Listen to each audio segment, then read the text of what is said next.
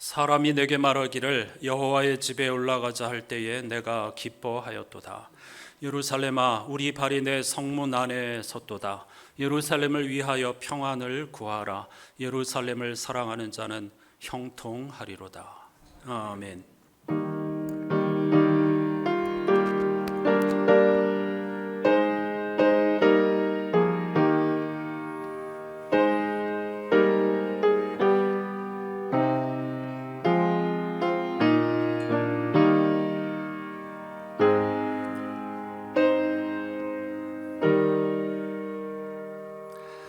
전능하신 하나님, 부활절 7번째 주간 우리에게 허락하여 주시고 예배의 자리로 우리를 초청하여 주심을 진심으로 감사드립니다.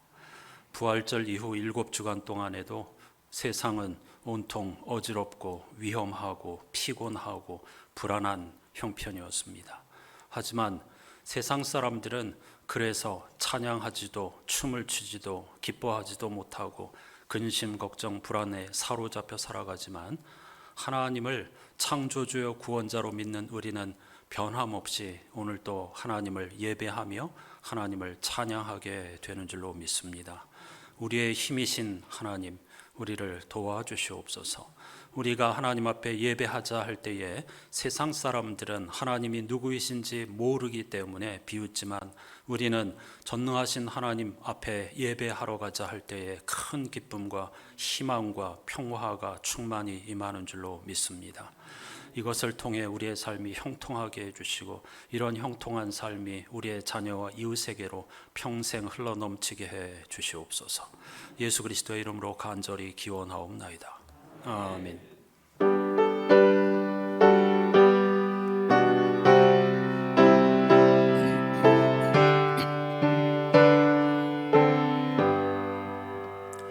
큰 영광 중에 계신 주, 나 찬송합니다.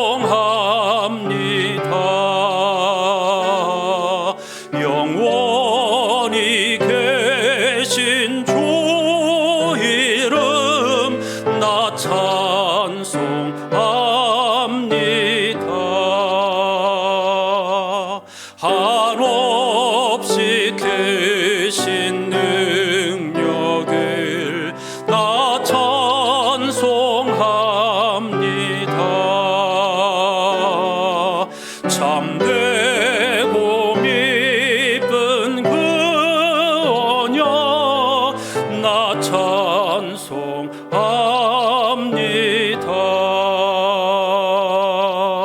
온 천지 창조하시던 그 말씀 힘있어 영원히 변치 않는 줄 나 믿사옵니다.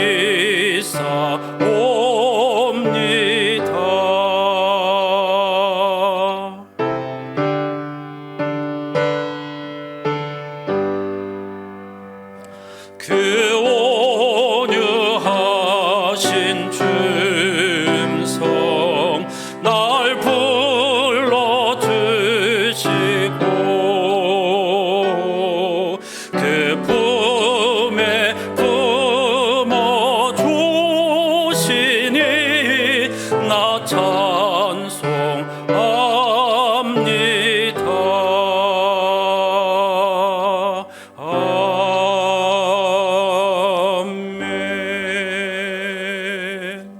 자리에 앉으셔서 오늘 예배의 주제를 따라 함께 공동 기도를 드리십시다. 우리를 예배의 자리로 초대하시는 그리스도여, 주님 주시는 빵과 포도주에 감사드립니다. 우리를 위해 주님께서 차려주신 식탁에 감사드립니다. 우리 인생이 그릇된 길로 빠지지 않고 본향으로 향하게 하심에 감사드립니다. 우리가 두려움에 사로잡히지 않고 지금 살아가게 하심에 감사드립니다. 주님은 인생이란 집의 주인이십니다. 우리는 주님의 선하심을 신뢰합니다. 우리 주 예수 그리스도의 이름으로 기도드립니다. 아멘. 인간은 이중성이 있는데요, 하나님의 형상대로 지음받았다는 것이 하나이고, 또 하나는 그럼에도 불구하고 우리는 제한자라는 것입니다. 따라서 우리는 언제나 하나님의 구원을 갈망하지 않을 수가 없습니다. 다 같이 침묵으로 우리의 제한성을 인정하면서 하나님 앞에 나아가십시다.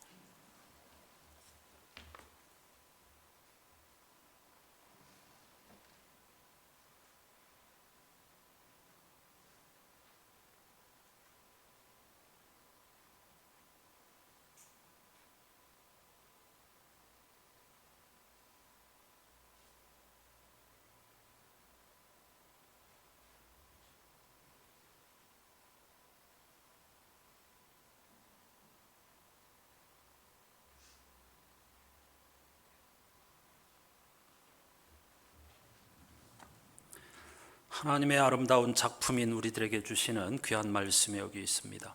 참으로 나 주 하나님이 말한다. 내가 나의 양떼를 찾아서 돌보아 주겠다. 내가 직접 내 양떼를 먹이고 내가 직접 내 양떼를 눕게 하겠다. 나 주 하나님의 말이다. 너희는 내 양이요 내 목장의 양떼다. 너희는 사람이요 나는 너희의 하나님이다. 나 주 하나님의 말이니라. 아멘.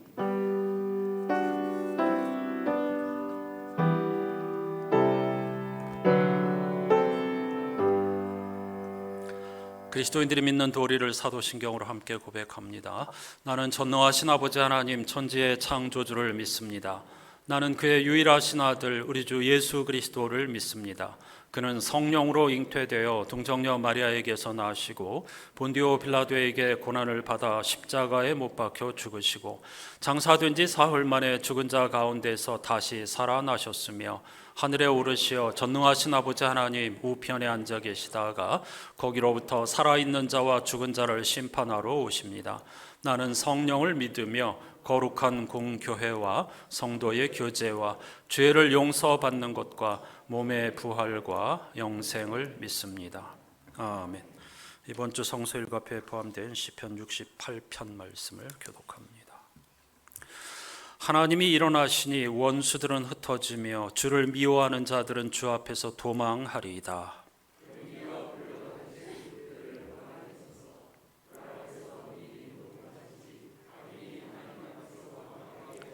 의인은 기뻐하여 하나님 앞에서 뛰놀며 기뻐하고 즐거워할지어다.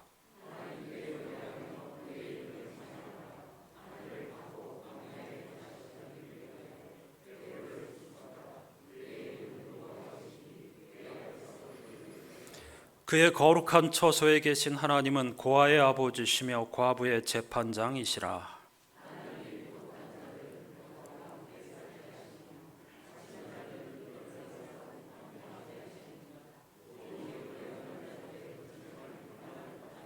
하나님이여 주의 백성 앞에서 앞서 나아가사 광야에서 행진하셨을 때에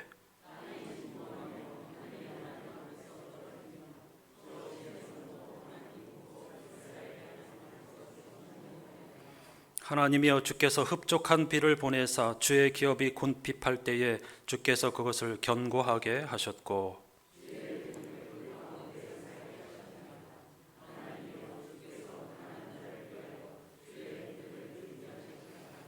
아멘.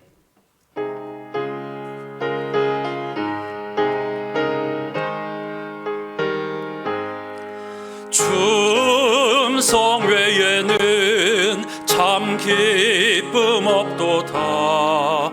날 사랑하신 주 늘 계시옵소서. 기쁘고 기쁘도다. 항상 기쁘도다. 나 주께 왔사오니 복 주옵소서. 나 주께 왔으니 복 주시옵소서.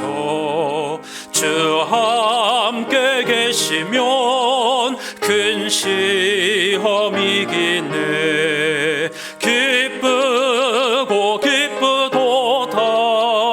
항상 기쁘도다. 나 주께 왔사오니 복 주옵소서. 주 떠나가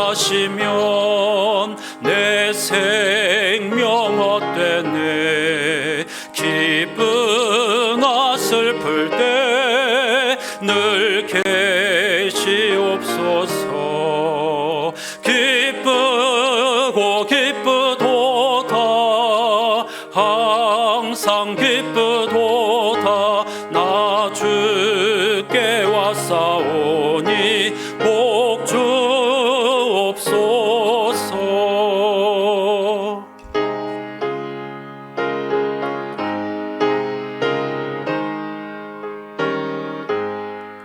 그 귀한 언약을 이루어 주시고 주 명령 따를 때 늘 계시옵소서. 기쁘고 기쁘도다 항상 기쁘도다. 나 주께 왔사오니 복 주옵소서.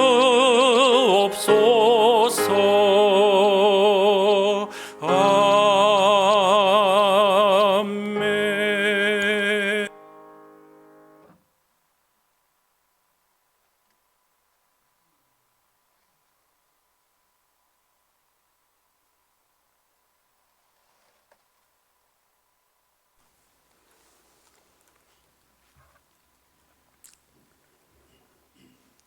사랑과 은혜가 충만하신 하나님 아버지, 5월은 가정의 달로서 어린이 주일과 어버이 주일, 또한 스승의 날 같은 기쁜 날과 반면에 우리나라의 민주화를 위해 자기 목숨을 초계와같이 내놓으며 애쓰신 5.18 동지들과 지금도 슬픔과 아픔을 겪으며 숨쉬는 그 유가족들의 슬픈 날과 위대한 날이 공존하는 5월도 어느덧 중순이 지나고 우리의 삶 속에서 강하게 역사하심으로 주님의 사랑을 실천하게 하시다가 오늘 거룩한 성일을 맞이하여 주님의 귀한 성전으로 나오게 하심을 진심으로 감사를 드립니다. 또한 우리들의 삶에 주님이 주시는 귀한 성도의 열매들이 맺혀질 수 있도록 한량없는 은혜를 베풀어 주시옵소서. 우리의 삶을 친히 주장하여 주시옵소서. 주님께서 우리를 위하여 예비하신 선한 계획에 우리 모두 순종할 수 있는 귀한 축복을 허락하여 주시옵소서.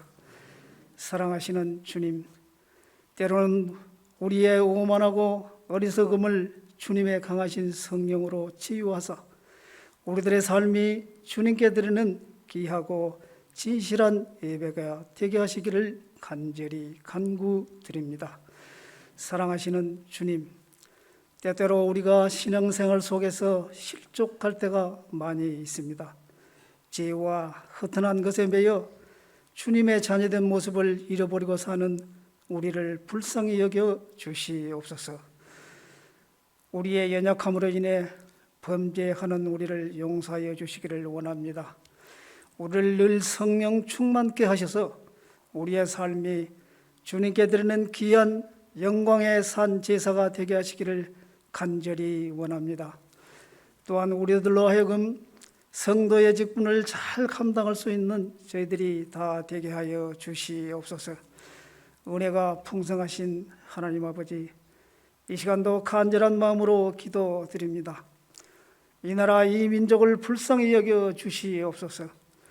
온 나라는 지금 세대 간의 갈등, 노사 간의 갈등, 노정 간의 갈등, 거기다 이제는 간호사와 의사의 갈등, 여야 간의 갈등, 남북 간의 갈등과 대치 등 이 땅에 수많은 아픔과 갈등에 휩싸여 있는 이 민족을 불쌍히 여겨 주시사 하루속히 평화의 왕이신 주님 앞으로 모두 돌아와 우리 주님 안에서 풍성한 평화의 생명을 누리는 우리 민족이 다 되게 하여 주시옵소서.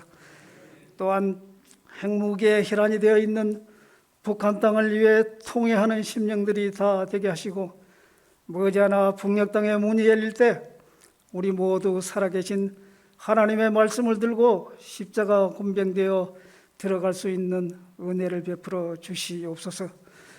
오늘도 살아계셔서 역사하시는 주님, 이제 이 땅과 모든 교회에 주신 축복을 이 땅의 모든 곤고한 형제들과 나눌 수 있도록 은혜를 베풀어 주시기를 원합니다.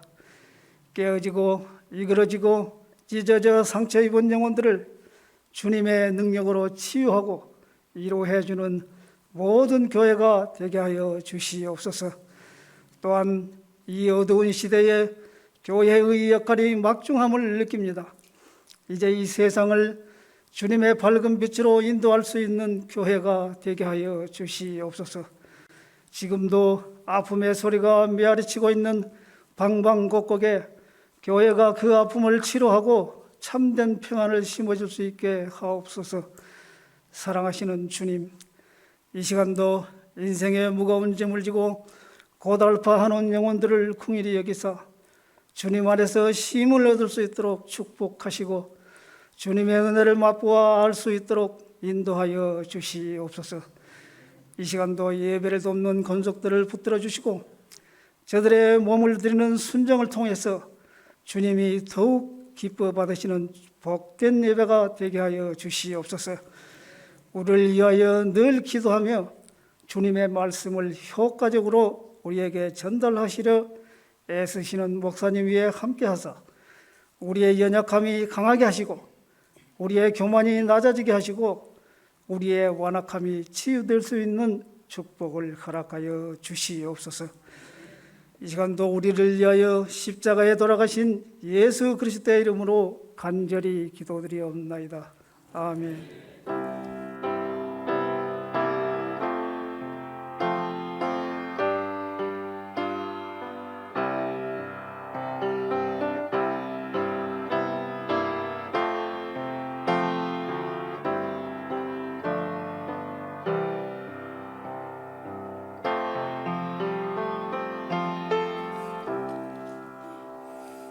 모두 자리에서 일어나셔서 오늘 우리에게 주시는 하나님의 말씀을 경청하겠습니다. 부활절 마지막 주간 7번째 주일에 주시는 하나님의 말씀은 신약성서 요한복음 17장 1절로 3절 그리고 11절을 세 번역으로 읽겠습니다. 예수께서 이 말씀을 마치시고 눈을 들어 하늘을 우러러보시고 말씀하셨다. 아버지, 때가 왔습니다. 아버지의 아들을 영광되게 하셔서 아들이 아버지께 영광을 돌리게 하여 주십시오. 아버지께서는 아들에게 모든 사람을 다스리는 권세를 주셨습니다. 그것은 아들로 하여금 아버지께서 그에게 주신 모든 사람에게 영생을 주게 하려는 것입니다. 영생은 오직 한 분이신 참 하나님을 알고 또 아버지께서 보내신 예수 그리스도를 아는 것입니다. 나는 이제 더 이상 세상에 있지 않으나 그들은 세상에 있습니다. 나는 아버지께로 갑니다. 거룩하신 아버지, 아버지께서 내게 주신 아버지의 이름으로 그들을 지켜주셔서 우리가 하나인 것 같이 그들도 하나가 되게 하여 주십시오. 아멘. 자리에 앉으시기 바랍니다. 오늘 영상으로 함께할 찬양은 오늘 예배의 주제 찬송이라고 할 수 있는데요. 249장을 합창으로 함께 하십시다.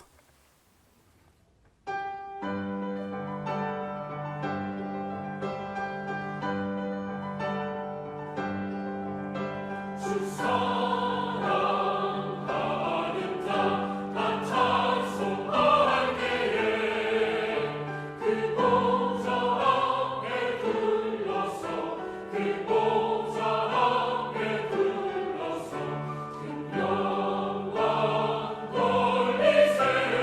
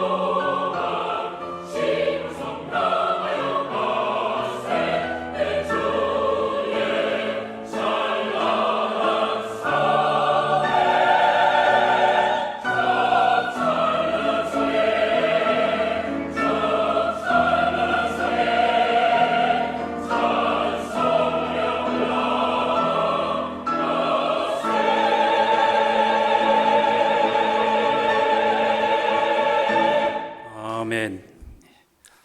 참 아름답고 귀한 찬송입니다. 시온 혹은 예루살렘 하는 건 다 은유적인 표현이죠. 생명과 구원의 완성을 의미하는 것입니다. 저와 여러분은 다 이런 시온성을 향하여 함께 평생 앞으로 나아가는 영적인 도반인 줄로 믿습니다. 서로 힘이 되시고 응원하면서 끝까지 이 길을 함께 걸어가는 저와 여러분이 되시기를 주님의 이름으로 축복합니다. 히브리어로 기록한 구약 성서의 첫 번째 단어는 여러분이 아시는 대로 창세기 1장 1절을 시작하는 태초에입니다. 히브리어로는 버레시트라고 읽습니다. 이 단어를 시작하는 첫 글자 베트, 지금 두껍고 크게 표시된 이 베트라고 읽는데요. 이 글자는 히브리어 알파벳의 첫 번째 글자가 아니고 두 번째 글자입니다. 그리고 히브리 성서에도 지금 여러분이 보시는 것처럼 다른 글자보다 크고 진하게 표기되어 있습니다. 모든 첫 번째 것들은 다 소중하고 성서에서도 그걸 말하고 있는데 왜 성서의 첫 글자가 히브리어 알파벳 첫 글자가 아니고 두 번째 글자로 시작할까? 유대의 지혜자들은 이 문제를 두고 오랜 동안 고심하고 질문을 하였습니다. 그리고 후손들에게 이렇게 가르칩니다. 그 이유는 성서가 인간의 모든 물음에 답하는 것은 아님을 보여주기 위해서다. 그리고 인간이 하나님의 모든 지식에 접근할 수 없으며 어떤 지식은 오직 하나님만 알고 계심을 나타내 보여주기 위함이다. 이렇게 가르칩니다. 이 말은 성서에 대한 공부와 질문을 자제하라는 뜻이 아닙니다. 모르니까 하나님만 아는 지식이니까 너희들은 함부로 알려고 하지 말아라, 그런 뜻이 아닙니다. 정반대로 하나님의 말씀에 대한 열심과 공부를 장려하는 것입니다. 다만 우리가 평생 성서를 공부하고 연구한다고 하여도 결코 모든 것을 볼 수는 없다는 것, 그 끝에 도달할 수는 없다는 사실을 알아야 한다는 것입니다. 랍비들은 그 근거를 이 알파벳 베트라는 글자의 생김새로 설명합니다. 여러분이 보시는 것처럼 이 베트라는 글자는 오른쪽으로는 닫혀 있지만 왼쪽으로는 열려 있는 생김새입니다. 베트라는 글자만 두 번째 줄에 놓았죠. 잘 보십시오. 오른쪽으로는 꽉 막혀 있지만은 왼쪽으로는 오픈되어 있는 그런 모양의 글자가 바로 베트입니다. 그런데 히브리어는 오른쪽에서 시작해서 왼쪽으로 읽고 쓰는 언어이기 때문에 성서의 첫 글자 베트가 읽는 방향으로는 열려 있지만 그 시작점 쪽으로는 닫혀 있다는 것입니다. 즉 성서를 시작하는 첫 번째 글자인 베트는 지금 여기서 하나님의 뜻이 무엇이며 그 뜻을 어떻게 살아가야 할지를 질문하면서 계속 앞으로 나아가야 함을 알리는 일방통행 표지판과 같다는 것입니다. 그리고 요점은 하나님의 말씀은 화석화된 굳어있는 말씀이 아니고 계속 열려있는 말씀이다라는 것을 랍비들은 이 베트라는 글자와 태초에라는 첫 번째 단어를 가지고 끝없이 후손들에게 가르쳐주고 있습니다. 올해 부활절 후 7주간 동안 읽은 민수기에서도 이런 태도를 배울 수 있었습니다. 그들은 바벨론 포로 생활의 경험을 통해서 율법을 기계적으로 적용하지 않고 끝없이 세상과 호흡하며 절충하고 재해석하는 모습을 민수기에서 보여줍니다. 이를테면 아들이 없이 죽은 아버지의 재산을 딸에게 상속할 수 있는 문제, 그리고 딸과 아내의 서원에 대한 문제, 이런 부분을 기계적으로 적용하지 않고 끝없이 시대의 상황을 따라 그리고 모든 이들을 보호하고 돕기 위해서 계속 재해석해가는 그런 장면을 민수기서에서 감동적으로 읽을 수가 있었습니다. 저는 그들의 이런 태도, 열린 자세가 가장 인상적이었습니다. 이런 그들의 성서 읽기 전통은 신약 성서 기자들에게도 계속 이어져 왔습니다.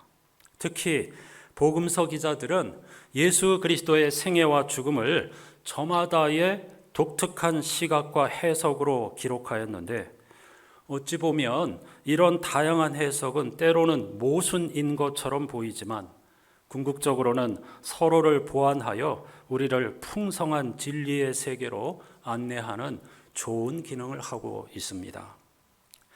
요한복음 17장은 대제사장이신 예수 그리스도의 기도라는 부제가 달려 있습니다.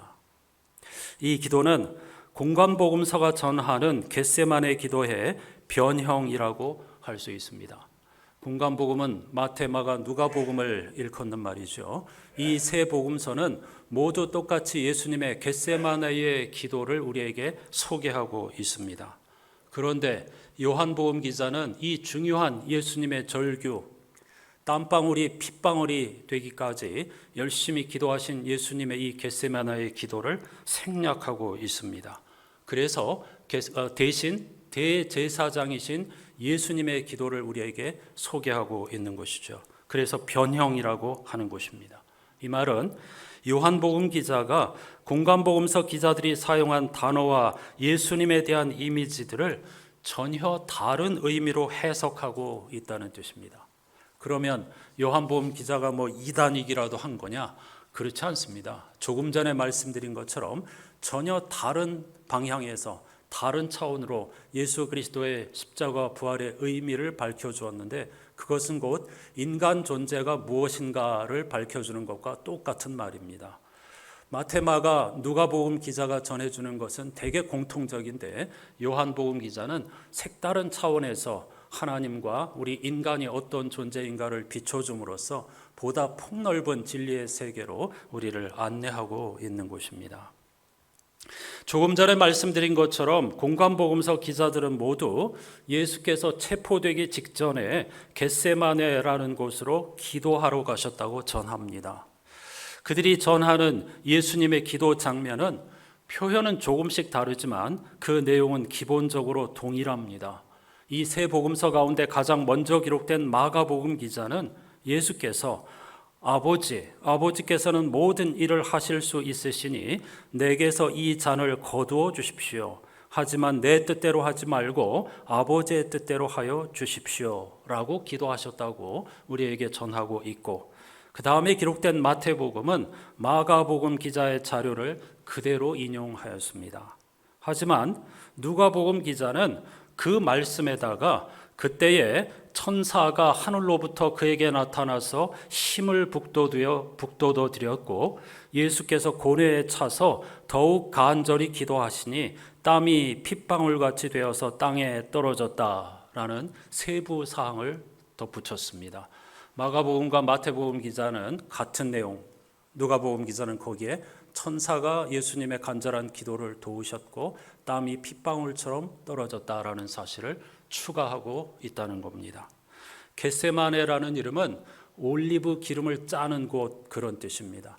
즉 예수께서 땀방울이 핏방울이 되도록 온 힘을 다 쥐어짜서 하나님 앞에 기도드렸다 하는 것이 겟세마네라고 하는 단어의 언어 유희로 이렇게 표현을 하고 있는 것입니다. 그런데 놀랍게도 요한복음 기자는 이 예수님의 간절한 땀방울이 핏방울이 되도록 쥐어짜며 밤새 부르짖은 예수님의 기도를 아예 생략해 버렸습니다. 그 이유는 예수가 누구신가와 예수님의 순환과 죽음에 대한 이해, 그리고 인간이란 무엇인가에 대한 이해가 공관복음서 기자들의 그것과 조금 달랐기 때문입니다. 그렇다고 틀린 것은 전혀 아닙니다. 요한복음 기자는 지금 내 마음이 괴로우니 무슨 말을 해야 할까? 아버지, 이 시간을 벗어나게 하여 주십시오 하고 말할까? 아니다. 나는 바로 이 일 때문에 왔다. 아버지의 이름을 영광스럽게 드러내 주십시오. 이것이 예수님의 기도였다고 요한복음 12장에서 소개하고 있습니다. 겟세마네의 기도와 톤이 완전히 다르죠. 겟세마네의 공간보험 기자들이 들려주는 예수님의 기도는 이 잔을 할 수만 있다면 옮겨 주십시오. 하지만 아버지의 뜻대로 해 주십시오 라고 기도했다는 것입니다. 그러나 요한복음 기자는 내가 너무 괴로운데 이 잔을 벗어나게 해달라고 기도할까? 아니다. 왜냐하면 나는 이 잔을 마시기 위해서 왔기 때문이다. 그리고 그것을 통해서 아버지의 이름을 영광스럽게 드러낼 것이다 라고 말씀하셨다는 것입니다.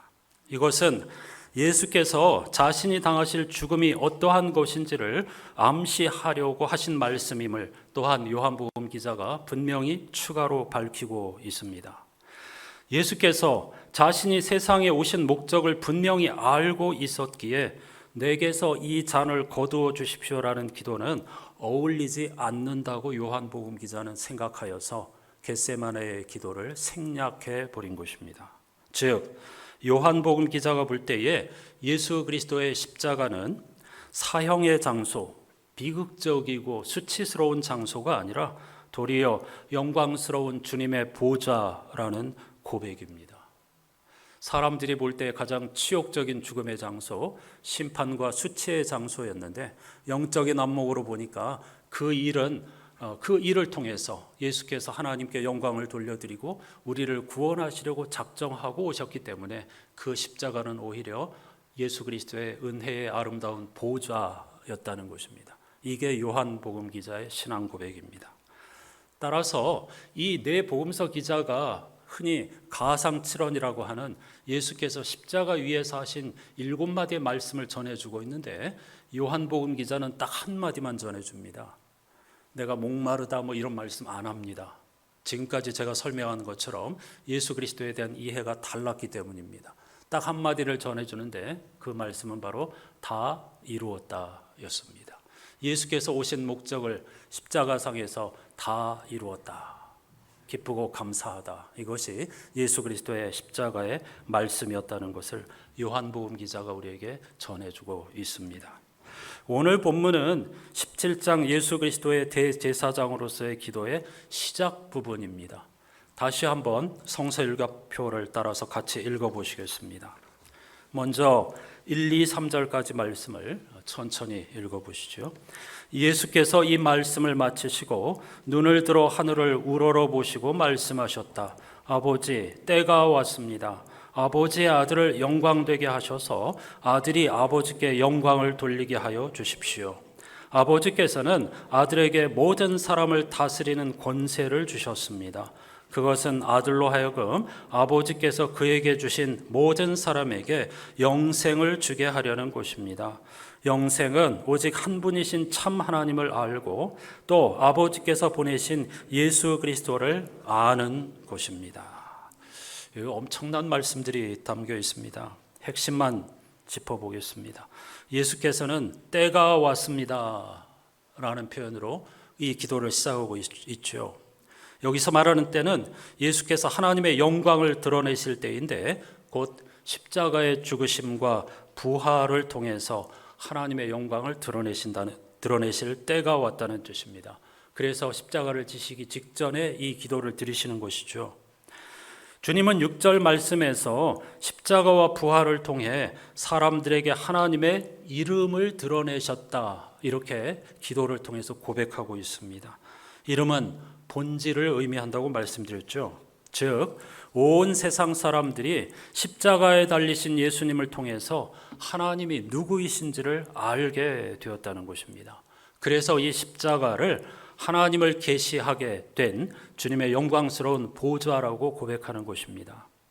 예수는 십자가에서 확장된 부활의 생명, 한계가 없는 하나님의 놀라운 사랑을 보여주셨기 때문입니다.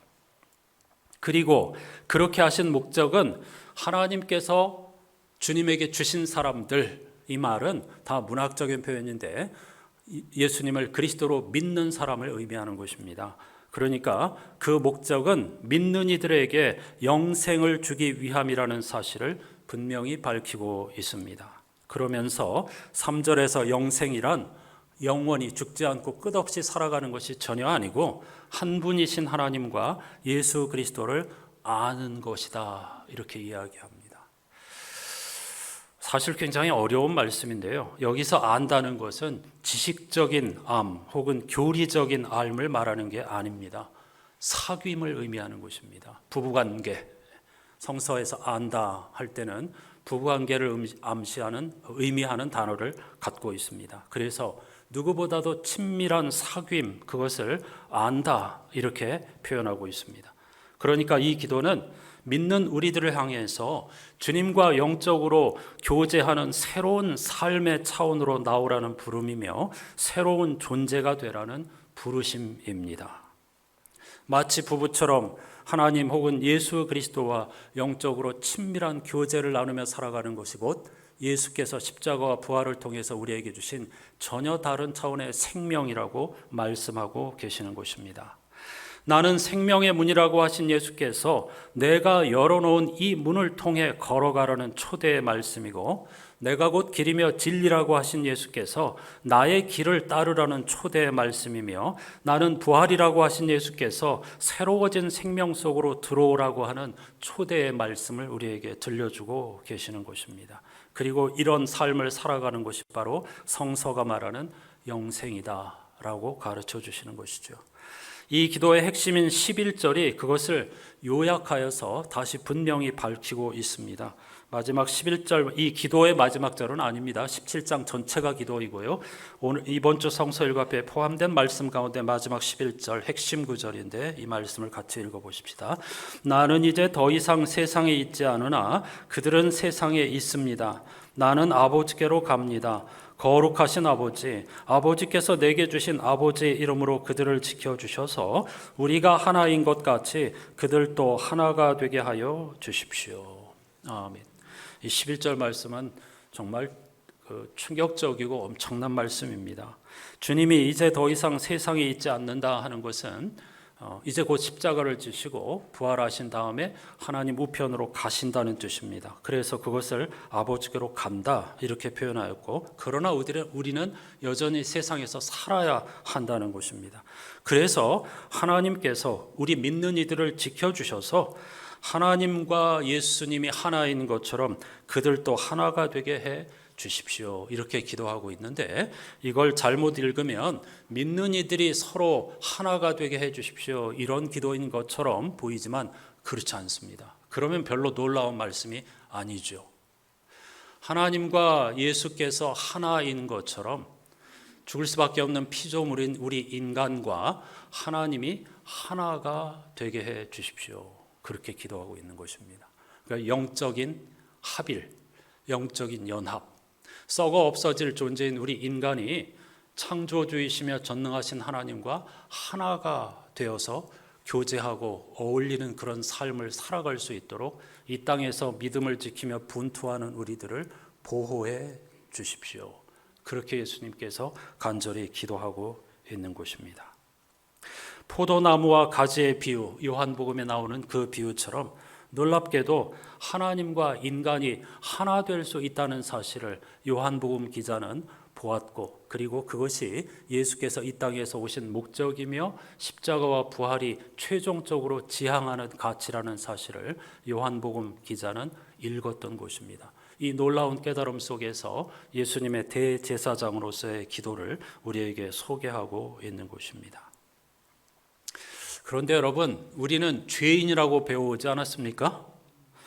예수께서는 우리의 죄값을 대신 치르기 위해서 십자가에 달리셨다고 믿고 있는 것이 아닙니까? 그래서 비참하고 불쌍하고 타락한 죄인인 우리가 예수님의 공로로 구원을 받은 것이 아닙니까? 그렇죠. 그런데 요한복음 기자는 또 다른 이야기를 전하고 있습니다. 그는 우리에게 당신은 죄인이야 라고 계속해서 지적하면서 강요하고 있지 않습니다. 대신 요한복음 기자는 생명과 구원의 의미에 대한 놀라운 깨달음을 우리에게 전해주고 있습니다. 그는 우리가 죄인이라고 하지 않고 단지 불완전한 존재, 제한자일 뿐이라고 이야기합니다. 따라서 하나님께서 우리를 부르신 것은 죄인임을 깨닫고 회개하는 데 머물러 있으라는 것이 아니라 우리 인간의 한계를 넘어서 하나님의 형상대로 지음받은 인간이 된다는 것이, 참 사람이 된다는 것이 무엇인가에 대한 새로운 깨달음 속으로 걸어가기 위해 예수께서 오셨다는 것입니다. 그렇다면 공관복음서 기자들이 전하는 예수와 요한복음 기자가 전하는 예수께서 오신 목적은 서로 충돌하는 것인가? 공관복음서 기자의 인간 이해와 요한복음서 기자의 인간 이해는 서로 모순되는 것인가? 그렇지 않습니다. 처음부터 여러 번 말씀드린 것처럼 이것은 상호 보완적인 기능을 하여서 하나님 이해와 우리 인간 이해의 폭을 확장시켜 줌으로써 우리가 보다 더 반석과 같은 믿음의 터전 위에 굳게 서서 얼마나 소중한 존재인가를 잊지 않으면서 열심히 믿음의 선한 싸움을 싸워가기를 원하시는 하나님의 놀라운 선물이라고 할 수가 있겠습니다. 따라서 공관복음서 기자의 예수, 요한복음 기자의 예수, 그리고 둘의 인간 이해는 아주 깊은 역설일 뿐입니다. 역설이 뭡니까? 모순인 것 같지만은 옳은 것, 그걸 패러독스라고 하죠. 이 공관복음서와 요한복음서의 차이는 모순이거나 충돌이 아닙니다. 패러독스입니다. 모순인 것처럼 보이지만 그러나 그것은 진리입니다. 그리고 그 진리를 풍성하게 우리에게 전해주는 것이죠. 창세기 1장은 하나님께서 인간을 당신의 형상대로, 즉 신의 형상대로 창조하셨지만 동시에 흙먼지를 의미하는 아담아를 재료로 하여서 지으시고 아담이라는 이름을 주셨다고 합니다. 아담은 직역하면 티끌, 흙먼지이지만 조금 의역하면 제한자, 유한자, 죽을 수밖에 없는 존재, 그런 뜻입니다. 역설 아닙니까? 하나님의 형상대로 지으셨는데 우리는 동시에 또한 제한자, 죽을 수밖에 없는 존재, 피조물이라는 것입니다. 우리는 비록 티끌과 같아서 하나님의 자비와 긍휼이 필요한 존재이지만 동시에 하나님의 형상으로서 신의 영광을 비추는 거울이기도 하다는 가르침이죠. 따라서 공관복음서 기자와 요한복음서 기자가 말하는 것은 충돌이나 모순이 아닙니다. 어느 한쪽 측면을 강조하고 있는 것이죠. 그래서 우리는 두 기자들의 이야기에 공히 귀를 기울이고 응답해야 하는 것입니다. 그래서 18세기 한 랍비는 이렇게 말했습니다. 인간은 주머니마다 쪽지 2장을 넣고 다녀야 한다. 첫 번째 종이에는 세상은 나를 위해 창조되었다라고 적고 두 번째 종이에는 나는 그저 흙먼지에 불과하다라고 적어야 한다. 낙심하고 스스로 별 볼 일 없는 존재처럼 느껴질 때에는 세상은 나를 위해 창조되었다라고 쓰인 첫 번째 종이를 꺼내 읽고 교만한 마음이 차오를 때, 분노가 일어날 때에는 나는 그저 흙먼지에 불과하다라고 적힌 두 번째 종이를 꺼내 읽으라고 말이죠. 공관복음서 기자들은 우리는 흙먼지에 불과하다라고 강조하는 것이라면 요한복음서 기자는 세상은 나를 위해 창조되었다라고 강조하고 있는 것입니다. 공관복음서 기자는 십자가는 우리의 죄를 대속하기 위하여, 대신 값을 치르기 위하여 예수께서 고난을 당하신 비극적이고 수치스러운 장소이지만 요한복음서 기자는 하나님의 영광을 드러내는 아름다운 보좌였다, 이렇게 고백을 하고 있는 것입니다. 오늘은 부활절 7번째 주일이고 다음 주일은 다음 절기 성령 강림절을 시작하는 주일입니다. 부활절은 7주간이고 그래서 성령 강림절을 오순절 혹은 77절이라고 이야기합니다. 오순은 50이라는 것이고 77이라고 하는 것은 7번씩 7주간, 7일씩 7주간을 의미하는 것이죠. 같은 절기를 다른 이름으로 부르는 것입니다. 우리는 부활절 7주간 동안에도 변함없이 하나님을 예배하면서 우리 자신이 비록 불완전한 존재이고 제한자이지만 동시에 하나님의 형상대로 지음받은 매우 소중하고 놀라운 존재라는 사실을, 그 둘 사이의 긴장을 놓치지 않으면서 하나님의 영광을 드러내는 생명 충만한 삶을 살아야 한다는 구원 완성을 향하여 지체 없이 함께 손잡고 앞으로 나아가야 한다는 사실을 함께 고백하면서 예배하셨습니다. 시편 23편도 읽었는데 그 말씀 그대로 예수께서 선함과 인자하심으로 이렇게 믿음을 지켜가면서 제한성과 동시에 하나님의 형상을 이루기 위해서 애쓰고 수고하는 우리를 도와주실 줄로 믿습니다. 그것을 이번 주 제2독서 베드로전서 5장 6절 이하의 말씀이 우리에게 가르쳐주고 있습니다. 이렇게 인간의 이중성을 놓치지 않고 조심스러운 마음으로 하나님의 형상을 회복하기 위해서 애쓰는 우리들을 향해서 주시는 약속의 말씀입니다. 이 독서 말씀을 다 같이 천천히 읽어보십시다. 그러므로 여러분은 하나님의 능력의 손 아래로 자기를 낮추십시오. 때가 되면 하나님께서 여러분을 높이실 것입니다. 여러분의 걱정을 모두 하나님께 맡기십시오. 하나님께서는 여러분을 돌보고 계십니다. 정신을 차리고 깨어 있으십시오. 여러분의 원수 악마가 우는 사자같이 삼킬 자를 찾아 두루 다닙니다. 믿음에 굳게 서서 악마를 맞서 싸우십시오. 여러분도 아는 대로 세상에 있는 여러분의 형제 자매들도 다 같은 고난을 겪고 있습니다. 모든 은혜를 주시는 하나님, 곧 그리스도 안에서 여러분을 자기의 영원한 영광에 불러들이신 분께서 잠시 동안 고난을 받은 여러분을 친히 온전하게 하시고 굳게 세워주시고 강하게 하시고 기초를 튼튼하게 하여 주실 것입니다. 권세가 영원히 하나님께 있기를 바랍니다. 아멘. 할렐루야. 오늘 주제 찬송이 찬송가 249장이라고 했습니다. 이 249장 지난주일 금요일 새벽기도 시간에 제가 선곡하여서 부르는 순간에 2절 가사를 통해서 큰 새로운 울림을 얻었습니다. 2절 가사는 이렇게 되어 있습니다. 주 믿지 않는 자 다 찬송 못하나 하나님 자녀 된 자들 하나님 자녀 된 자들 그 기쁨 전하세 그 기쁨 전하세. 큰 망치처럼 저에게 순간 어떤 깨달음을 주었는데요. 이 찬송 가사를 직역하면 하나님을 알지 못하는 자들이 찬양을 거부하는 것을 내버려 두어라. 신경 쓰지 말아라. 그건 당연한 거니까. 하나님을 알지 못하는 자들이 하나님 까불면 나한테 죽어. 이렇게 떠드는 것들을 내버려 두어라. 그들은 하나님을 알지 못하기 때문에.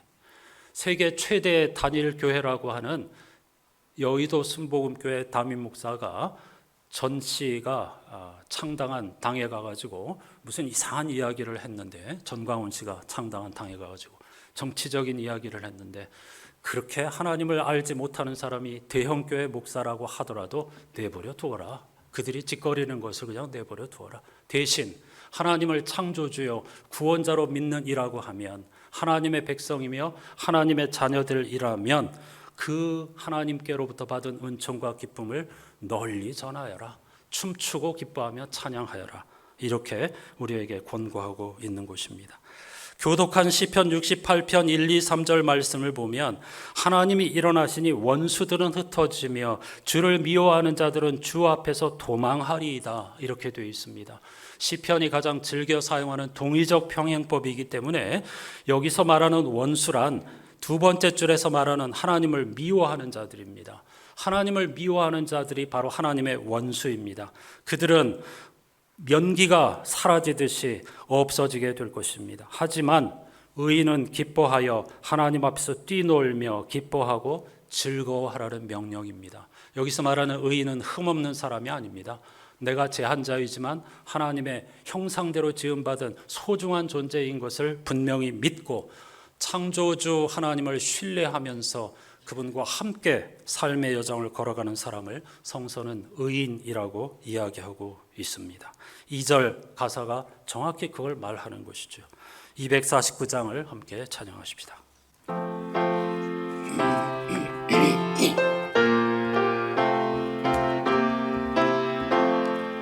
주 사랑하는 자 다 찬송할 때에 그 보좌 앞에 둘러서 그 보좌 앞에 둘러서 큰 영광 전하세 큰 영광 돌리세 저 밝고도 묘한 시온성 향하여 가세 내 주의 찬란한 성에 찬송하며 올라가세 주 믿지 않는 자 다 찬송 못하나 하나님 자녀 된 자들 하나님 자녀 된 자들 그 기쁨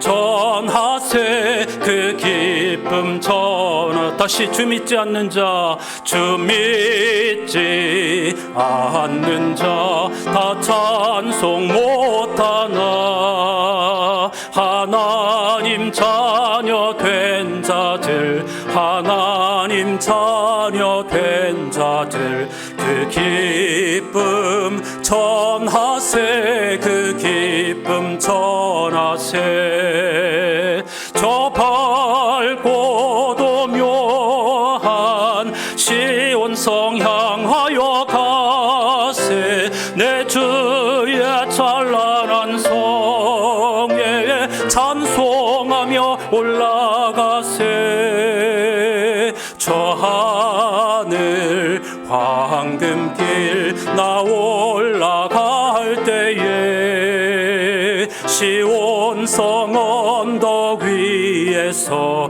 시온성 언덕 위에서 수많은 천사들 날 인도하리라 저 밝고도 묘한 시온성 향하여 가세 내 주의 찬란한 성에 찬송하며 올라가세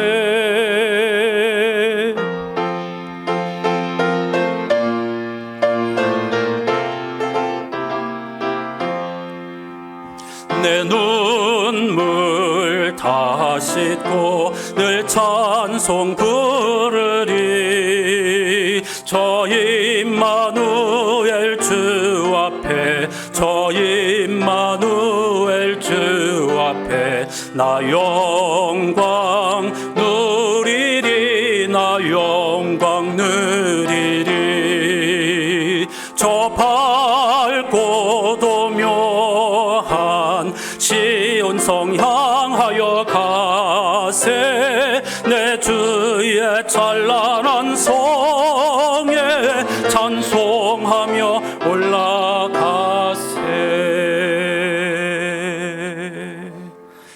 시편 기자가 하나님 앞에서 기뻐 뛰며 춤추라고 했는데 너무 굳어 계시네요.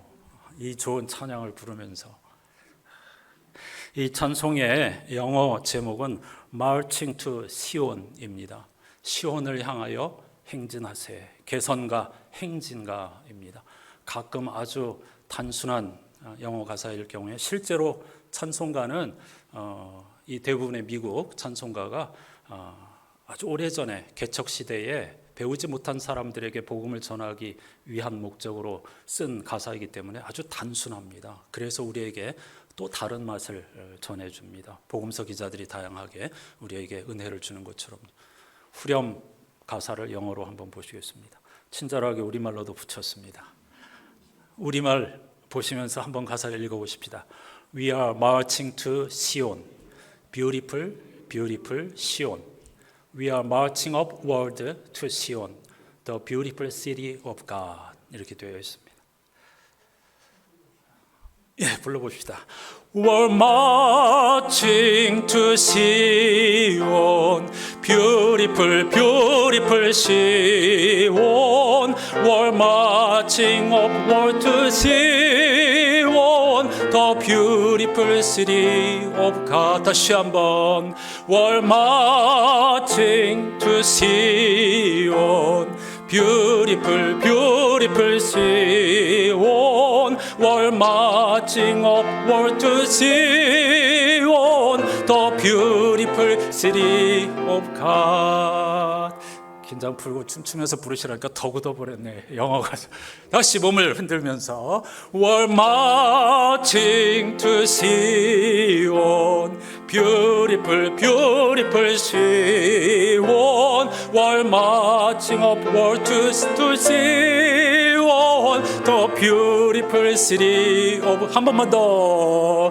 We're marching to Zion, beautiful, beautiful Zion. We're marching upward to Zion, the beautiful city of God.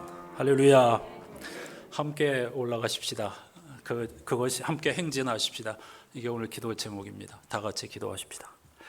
하나님 아버지 감사합니다. 오늘 우리들에게 복된 부활절 마지막 주간을 허락하여 주시고 하나님을 기뻐하고 찬송하면서 이 흔들리는 세상 속에서 중심을 잃어버린 세상 속에서 좌우로 치우치지 않고 관역을 향해 믿음의 여정을 걸어갈 수 있도록 우리를 불러주시고 다양한 말씀으로 우리의 영혼에 새 힘을 허락하여 주시니 진심으로 감사드립니다.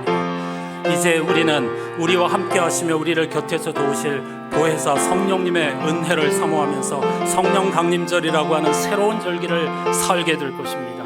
그때에도 역시 부활하신 주님께서 평생 선하심과 인자하심으로 반드시 우리를 따르며 우리를 이끌어 주실 것을 믿는 믿음으로 멋진 영적 행제를 감당하는 우리들이 되게 해 주시옵소서.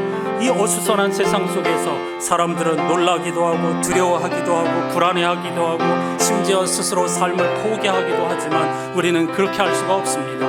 우리는 하나님이 창조주이시며 구원자이시며 선한 목자이심을 믿기 때문이며 또한 우리 안에 이 모든 세상이 담겨 있음을 믿기 때문입니다. 하나님의 영적 DNA로 지음받은 우리들이 현실에 눌려있거나 환경의 노예가 되어서야 되겠습니까?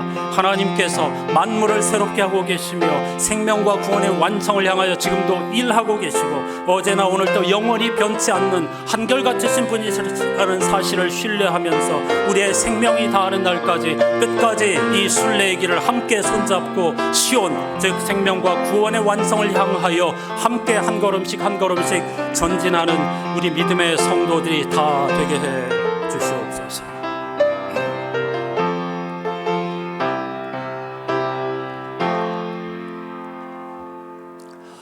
하나님 감사합니다. 흙먼지에 불과한 우리들을 당신의 형상으로 지어주셔서 이 세상에서 하나님의 좋으심을 비추는 거울의 사명을 감당케 해주시니 참으로 감사드립니다. 우리가 사는 세상은 정말로 혼란스럽습니다. 정말로 시끄럽습니다. 그리고 정말로 어지럽습니다. 그래서 사람들은 절망하기도 하고 불안하기도 하고 분노하기도 합니다. 그러나 하나님을 천지의 창조주이시며 구원자로 믿는 우리들은 이 어수선함과 혼란스러움과 어지러움 속에 휘말릴 수가 없습니다. 왜냐하면 우리는 생명과 구원이라고 하는 시온, 새 예루살렘이라고 하는 분명한 목적을 향하여 하나님과 예수 그리스도와 보혜사 성령님과 함께 흔들림 없이 걸어가는 사람들이기 때문입니다. 하나님을 알지 못하는 사람들이 하나님의 이름으로 엉뚱한 소리를 하는 것, 그리고 세상을 어지럽고 혼란스럽게 만드는 것, 사람들을 속이는 것, 이러한 것들을 그냥 내버려 두고 우리가 집중해야 할 영적 여정에 함께 손잡고 행진하는 우리들이 되게 해 주시옵소서.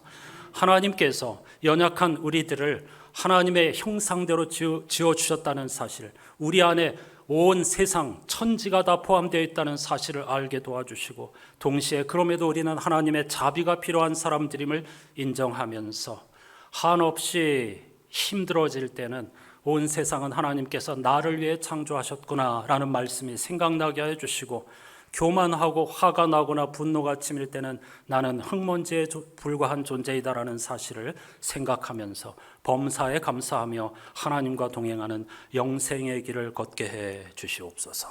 오늘 또 우리는 이렇게 하나님의 좋은 말씀과 찬송 속에서 영혼이 춤추며 예배드리지만 육신과 영적인 상처와 고통에 몸부림치면서 함께하지 못하는 분들이 있습니다. 하지만 하나님은 시간과 공간을 초월하시는 분이시므로 그들의 병상에, 그들의 슬픔에, 그들의 고통에 나의 하나님 어찌하여 나를 버리십니까? 라고 부르짖으시면서 하나님이 함께하여 주시고 그들을 품어주실 줄로 믿습니다.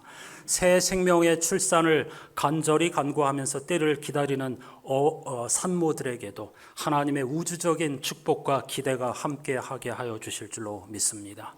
우리의 자녀들, 청소년, 청년들 모두가 다 비참하고 나라를 떠나고 싶다고 이야기하지만 그러나 새 예루살렘과 시온을 향하여 행진하는 우리의 자녀들이 되게 해주셔서 시끄러운 소란은 내버려 두고 우리가 집중해야 할 길에 서게 해 주시옵소서.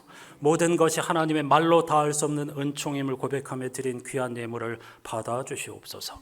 예수 그리스도의 이름으로 간절히 기도하옵나이다. 아멘.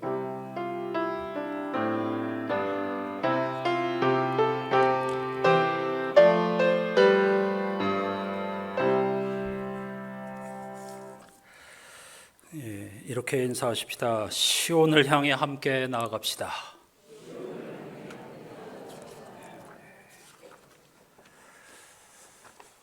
저 영어 찬송을 열심히 연습했는데 여러분이 딱딱하게 굳어 있으니까 계속 틀렸어요. 박자를 잘못했는데.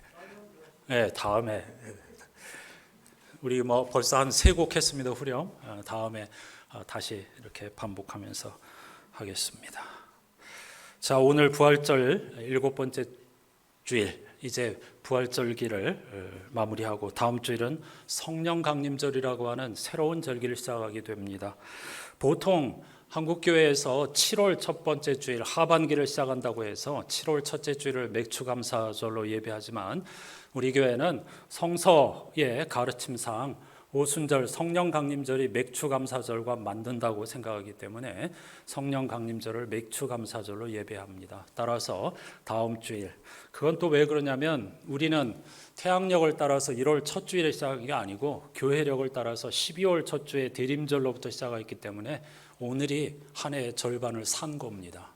그래서 하반기를 시작하는 다음 주일 성령 강림절을 맞아서 또 우리의 인생을 하나님의 손에 내맡기면서 내다보는 감사, 추수감사는 돌아보는 감사고 열매를 가지고, 그러나 성령 강림절은 믿음의 눈을 들어서 내다보는 감사입니다. 그런 감사의 예배를 함께 드릴 수 있도록 기대하시는 여러분 되시기를 바랍니다.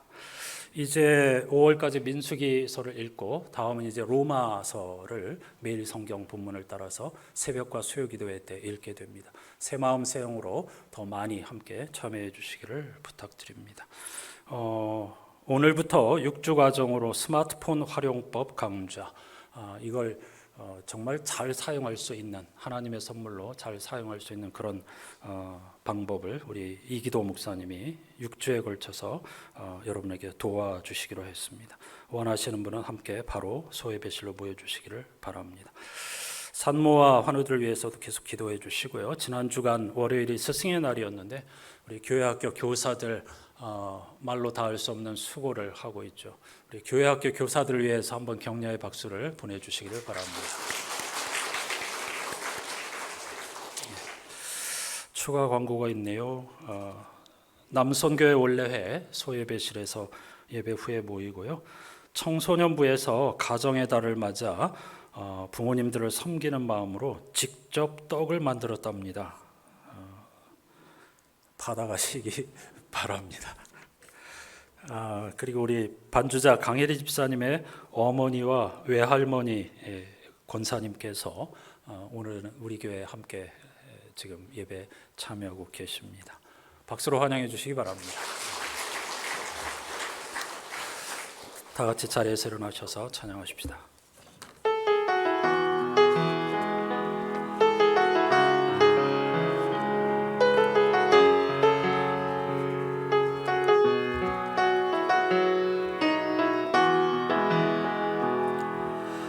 이 세상을 살아가는 동안에 나의 힘을 의지할 수 없으니 기도하고 낙심하지 말 것은 주께서 참 소망이 되심이라. 하나님의 꿈이 나의 비전이 되고 예수님의 성품이 나의 인격이 되고 성령님의 권능이 나의 능력이 되길 원하고 바라고 기도합니다. 주의 길을 걸어가는 동안에 세상의 것 의지할 수 없으니 감사하고 낙심하지 말 것은 주께서 참 기쁨이 되심이라. 서로를 축복하면서 하나님의 꿈이 나의 비전이 되고 예수님의 성품이 나의 인격이 되고 성령님의 권능이 나의 능력이 되길 원하고 바라고 기도합니다. 원하고 바라고 기도합니다.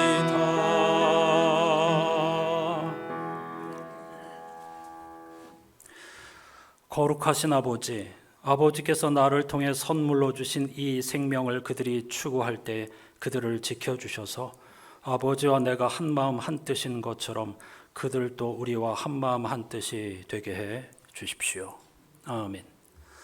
우리 구주 예수 그리스도의 은혜와 하나님 아버지의 사랑과 성령님의 탄식과 교제가 비록 흙먼지인 우리들이지만 하나님의 형상대로 지음받은 존재로서 이 세상에서 십자가와 부활의 예수 그리스도와 한 몸, 영적인 연합을 통해서 생명과 구원, 진리를 추구하면서 한평생 그 완성인 시온성 새 예루살렘을 향하여 행진하기로 다짐하는 모든 예배자들의 삶의 자리에 영원히 함께해 주시옵기를 간절히 축원하옵나이다.